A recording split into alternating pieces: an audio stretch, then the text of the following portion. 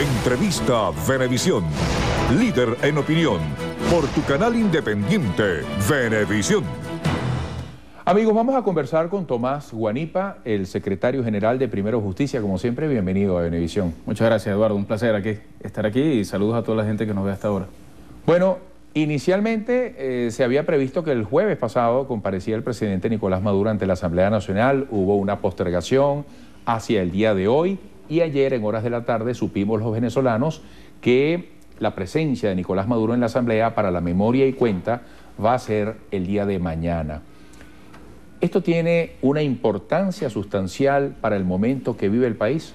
Bueno, fíjate que la Constitución establece que en los 10 días posteriores a la juramentación de la Junta Directiva Nacional, el presidente tiene que comparecer para dar su informe de memoria y cuenta a los venezolanos. Pues no lo hizo porque estaba en este viaje que ha sido un viaje atropellado, del que nos gustaría poder conversar un rato en términos de lo que ha sido su resultado y la improvisación con la que se hizo, violando así la Constitución, y se convoca entonces a una sesión especial de la Asamblea Nacional para hoy a las 5 de la tarde para anunciar, para que el presidente pudiera dar esa memoria y cuenta, que además él anunció que ahí diría cuáles son las medidas económicas que desde diciembre se nos están anunciando los venezolanos. Pues ayer en hora de la tarde, como tú muy bien dices, fue suspendida sin ningún tipo de razón esa sesión y se convoca entonces para mañana a las 2 de la tarde, que termina siendo una gran irresponsabilidad del gobierno nacional y del presidente de la República con todos los venezolanos que están sufriendo una crisis económica sin precedentes y que tendría que ver a un gobierno y un presidente que asume la responsabilidad de lo que está ocurriendo y le dice al país de qué forma vamos a rectificar el camino para que lo que está pasando con la gente más humilde, lo que le está pasando a todos los venezolanos, que son las largas colas, el desabastecimiento, la inflación, la falta de recursos para poder obtener los bienes y servicios que necesitan, el tema de la falta de producción de alimentos en Venezuela, pues pueda tener un fin e iniciar una nueva etapa económica en el país. Lamentablemente, esto demuestra claramente la improvisación, la irresponsabilidad y yo diría que hasta una suerte de desprecio por el pueblo de Venezuela que necesita ver una respuesta por parte del gobierno. El presidente Nicolás Maduro está llegando de una gira de visita por varios países miembros de la OPEP, otros no OPEP, el tema del precio del petróleo, posibles financiamientos, acuerdos bilaterales.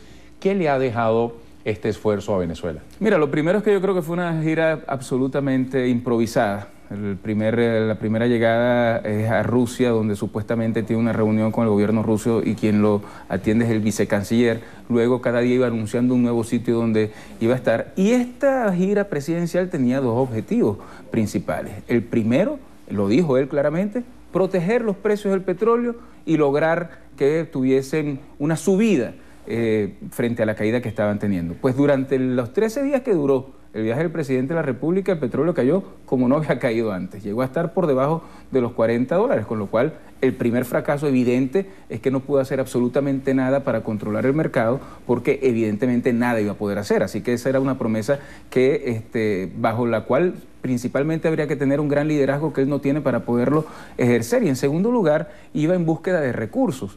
Y no ha habido todavía un anuncio oficial del gobierno de cuáles son esos recursos que ha conseguido. Llegó a decir de forma un poco irresponsable, como han sido sus intervenciones en los últimos días, que había conseguido un oxígeno para Venezuela en Qatar. Llegó a decir, Eduardo, que vamos a producir alimentos para satisfacer las necesidades de Qatar, cuando en Venezuela no se producen alimentos para satisfacer las necesidades del pueblo venezolano, que llega a ser una cosa casi que burlesca en términos de lo que significa para el ciudadano común que está haciendo una cola. Que oír al presidente decir que le vamos a dar alimentos a Qatar, pero que tú no consigas los alimentos para tus hijos aquí en Venezuela. Entonces yo creo que ha sido una gira con un saldo absolutamente negativo, porque lejos de poder abrir un cauce en el cual existe una rectificación, el presidente regresa de viaje gritando, regañando, acusando a todo el mundo como si el pueblo venezolano fuera culpable de sus propios errores, pero entonces además diciendo que va a profundizar un sistema económico que ha traído ruina a los venezolanos frente a la crisis que estamos viviendo, que no solamente es por la bajada del precio del petróleo, sino que tiene mucho que ver con una política económica absolutamente equivocada. Lo que tendría que haber por parte del gobierno es una rectificación, un acuerdo nacional, es convocar a todos los sectores del país para decir cómo juntos podemos salir de esta crisis, es reconocer los errores propios, pero lo que tenemos es un gobierno absolutamente arrogante que, amarrado a través del control de los poderes, pretende imponerle una realidad a los venezolanos que no estamos dispuestos a calar. ¿Qué pasa si no llegamos a un acuerdo? ¿Cuál es la perspectiva que se le plantea a Venezuela desde la visión de un dirigente político como usted en este momento particular que luce apremiante, donde da la impresión de que cada hora que pasa exige, demanda con más urgencia consensos, acuerdos para replantear la situación? Eso es lo que debería hacer cualquier gobierno, Eduardo. Lamentablemente este es un gobierno que se ha enfocado en confrontar, en dividir, en polarizar, en buscar siempre del otro lado los responsables de las crisis que son generadas por su propio entorno, y en definitiva eso genera pues una suerte y un clima de crispación muy grande en el país. Nosotros hemos dicho que Venezuela se ha convertido en una olla de presión, que todo el mundo tenga que hacer largas colas 3 y 4 veces, que un niño pequeño tenga que esperar que sus padres vean cómo se irrita porque tienen que cambiarle el pañal. Antes se lo podían cambiar 1 o 2 veces al día, ahora tienen que cambiárselo 1 o 2 veces cada 2 días. Es una cosa que tú no puedes Fede Cámaras Aragua aceptar. acaba de decir que los trabajadores están faltando a sus puestos porque tienen que hacer cola, se agotan, se descuadran. Y es así, y te consigues una madre de 8 o 9 meses que hace colas para poder comprar pañales cuando le han mandado reposo, pues eso me lo he conseguido yo en el estado Cojedes, por ejemplo, o te consigues en el estado Lara una madre que viene de Acarigua y de Araure de buscar la medicina para que su hija deje de convulsionar y casi desmayada te dice que no lo consigue en ninguna farmacia del país, y esa realidad que es dramática. O en Puerto Ordaz ver a una señora de casi 80 años con una bombona de gas haciendo una cola para llenarla porque ya no le llega el gas a su casa. Es una cosa que tú dices, ¿cómo es posible que en un país en el que han llegado $1 millón de dólares durante estos años, la gente esté viviendo así? Ahora fíjate, Guanipa, ¿qué es la calle en este momento? ¿Cuál es el llamado? Enrique Capriles hace poco decía, bueno, que era el momento de que el pueblo se hiciera sentir con una voz enérgica.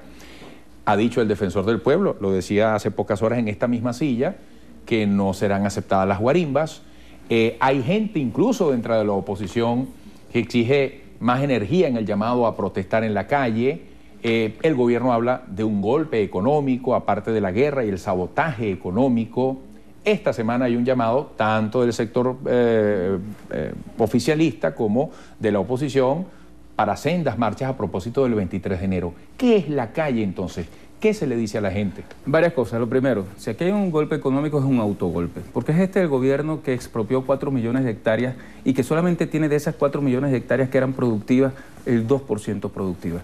Es el gobierno que ha expropiado 1.500 empresas y el 75% de ellas están absolutamente inoperativas. Es el gobierno que recibió 150.000 millones de dólares destinados al Fonden y al Fondo Chino, que hoy nadie sabe dónde están esos recursos y dónde fueron invertidos y por qué las obras que se anunciaron ni siquiera han empezado. Es decir, la destrucción del aparato productivo por parte de este mismo gobierno ha sido el responsable de lo que está ocurriendo. Y cuando Enrique Capriles ha dicho es hora de movilizarnos, lo que está hablando es que el pueblo tiene que hacerse sentir en un momento en el cual el gobierno está cerrando todas las rendijas en la cual la gente pueda expresar su malestar. Esto no tiene nada que ver con guarimbas y no tiene nada que ver con hechos de violencia, porque nosotros hemos dicho que el cambio en Venezuela tiene que darse a través de mecanismos constitucionales, pero lo que no vamos a permitir es que se estigmatice lo que es la protesta pacífica, ciudadana, que tiene que ocurrir en Venezuela.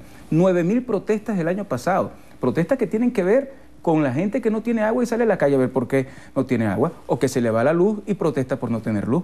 Ayer mismo, en el estado Portuguesa, metieron presos a unos muchachos porque estaban protestando porque se había ido el agua. Y eso es una protesta a la cual la gente tiene derecho, porque es constitucional que la gente no solamente tenga derecho a tener servicios públicos, a tener calidad de vida, derechos humanos, sino porque también tienen el derecho constitucional de protestar. La protesta tiene que ver con lo que siente cada venezolano. Y por eso este 23 de enero haremos un acto de corte muy popular junto a la gente que más está pasando necesidades, donde la unidad entera, que es una gran noticia, la unidad completa, todos los que han tenido visiones de uno u otro lado, van a fijar una posición frente al país y a la ruta que tenemos hacia el futuro. Y el 24... Esa es la reunión de la MUT. Sí, ese es el encuentro de alcaldes, gobernadores y de dirigentes de todos los sectores del país que van a acompañar a la unidad democrática junto a todos los dirigentes de la unidad, y esa foto, que es una foto que le estaba haciendo falta al país, es una foto donde le vamos a decir a los venezolanos, hay una alternativa, y esa alternativa se consolida y se compromete a mantenerse unida. Y el 24 entonces salimos a hacer marchas que tienen que ser pacíficas pero multitudinarias, que tienen que tener todos los colores de lo que es la bandera venezolana y el sentir de un pueblo indignado que merece un futuro mejor. Y este año tenemos una ruta muy clara, y por eso le hemos dicho al gobierno que dejen de jugar con los venezolanos y al Consejo Nacional Electoral que no le dé más largas a este asunto. Vergüenza le debería dar que sea el presidente de la República el que medio asome cuándo será el proceso electoral, que vayamos de una vez por todas y nos digan cuándo va a ser el proceso electoral de este año, porque esa es una posibilidad que tenemos los venezolanos de dirimir nuestras diferencias a través del voto. Y ese voto popular, masivo, que puede convertirse en un 80%, es el voto que puede permitir demostrar a toda Venezuela que el cambio se puede dar en democracia a pesar de tener un gobierno que le pone obstáculos todos los días a la participación del ciudadano. ¿El diálogo?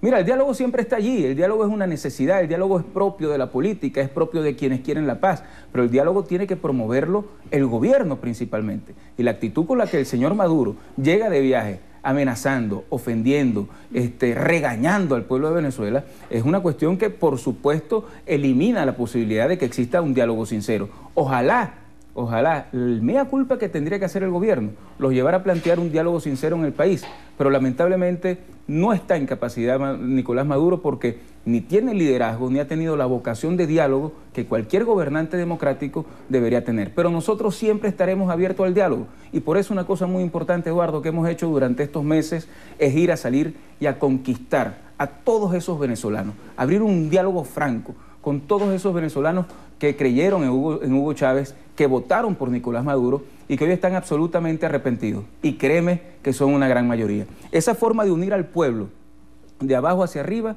es la que va a permitir que este país logre el cambio y logre un cambio definitivo. Ganar la Asamblea Nacional a través no solamente de la lucha de calle que tiene que darse durante estos meses, sino a través del voto también, puede ser una oportunidad importantísima para que los venezolanos empecemos a cambiar el rumbo que estamos teniendo y tengamos un futuro de paz, de progreso y de estabilidad para todos. Gracias por esta visita. Muchas gracias a ti. Hasta pronto, Tomás Buenipa, secretario general de Primero Justicia. Quedamos con Endrina.